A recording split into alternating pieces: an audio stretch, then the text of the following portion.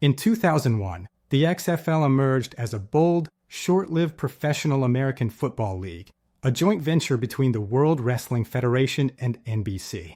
Announced in 2000 by Vince McMahon and Dick Ebersol, its goal was to capture post-NFL season interest, launching right after Super Bowl 35. Promoted as Smash Mouth Football, the league aimed for rougher play with fewer rules, blending legitimate competition with wrestling-inspired elements. These elements included kayfabe, suggestively dressed cheerleaders, and trash-talking announcers, all while emphasizing genuine athletic contests. Unlike the NFL's franchise model, the XFL operated as a single-entity league with all 8 teams centrally owned. Teams were divided into Eastern and Western divisions, featuring cities like New York, Chicago, Los Angeles, and San Francisco.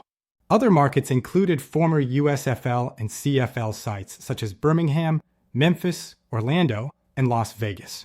The player draft occurred in October 2000, initially selecting 475 players, followed by a supplemental draft in December. Player salaries were standardized, with quarterbacks earning $5,000 per week and other positions receiving $4,500. Bonuses were also offered for wins, playoff appearances, and a substantial $1 million prize for the championship team. The 10-week regular season ran without byes, with each team playing division rivals twice and other division teams once.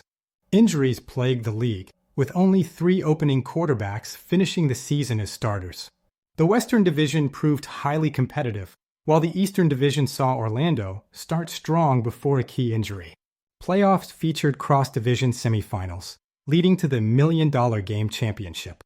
The Los Angeles Extreme defeated the San Francisco Demons 38-6 in the championship game at the Los Angeles Memorial Coliseum. The XFL introduced several innovations, starting with the opening scramble instead of a coin toss. This scramble from the 30-yard line to the 50 determined possession, famously causing an injury in Week 1. Other rule changes included no PAT kicks, with 1-point conversions from the 2-yard line, later adding 2 and 3-point options. Overtime began from the 20-yard line with no first downs, featuring alternating possessions. The league also allowed unrestricted bump-and-run coverage, later limited to 5 yards, and forward motion for 1 lineman. Hunting rules banned out-of-bounds kicks, allowed recovery after 25 yards, and eliminated fair catches. A 5-yard danger zone protected returners, and the play clock was set at 35 seconds. Rosters were limited to 38 players, and players famously wore nicknames on their jerseys, like Rod Smart's "He Hate Me." The XFL used black Spalding game balls with a red X, initially slippery but later fixed with sandpaper. All games were played on grass stadiums, avoiding artificial turf. Broadcast innovations included on-player mics, Skycam, and huddle cams, offering viewers unprecedented access.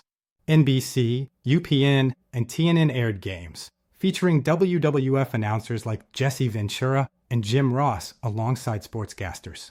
Opening night drew an impressive 14 million viewers, but ratings plummeted sharply in subsequent weeks.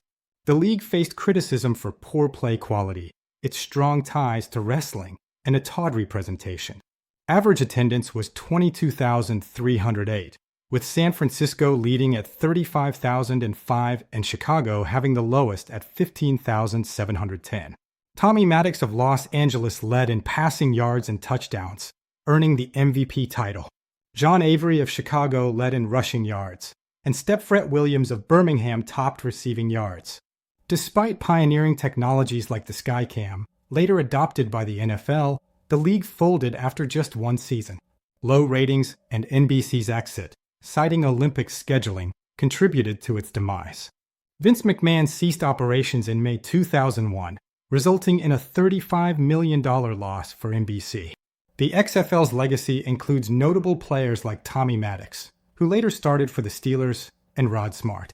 Its story was even chronicled in a 2017 ESPN 30 for 30 documentary. A 2020 revival by McMahon, without the wrestling elements, lasted only 1 abbreviated season before its sale to Dwayne Johnson. The 2001 XFL remains a fascinating chapter in sports history, a testament to bold ambition and the challenges of innovation.